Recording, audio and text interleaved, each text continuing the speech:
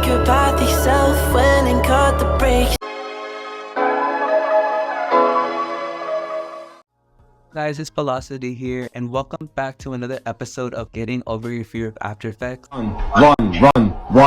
Starting off this video, I just wanted to say, if you guys want any overlays or transition, mostly in After Effects, I have a pay hit that is definitely going to be linked down in the description. The first thing that you want to do when making a velocity is making your composition and importing your first video. What I use for this composition, a 9:16 frame, which makes it vertical.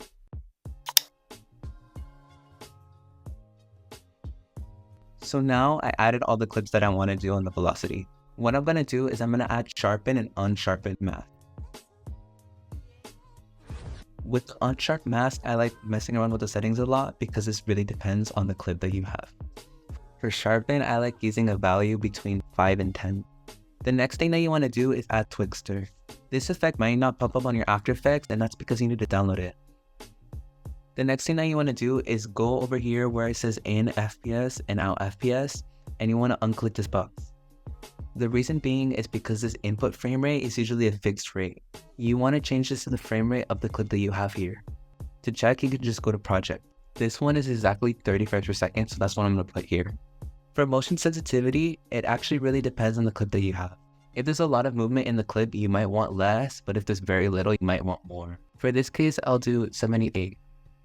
For the speed, this really depends on the type of velocity that you want to make, but I like putting the first frame of the clip at 100, going to preview and going to the next frame and putting it a little bit higher and adjusting the settings. The next thing that you want to do is make keyframes where you want the velocity to go up and down. This part is actually pretty difficult and might take a little bit of trial and error.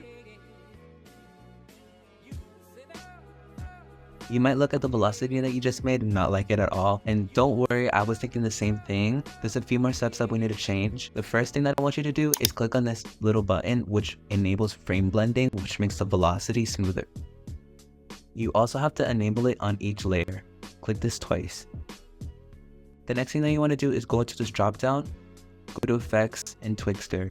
This is where you have all of your keyframes. Select all the keyframes, right click, Keyframe Assistant, and Easy Ease.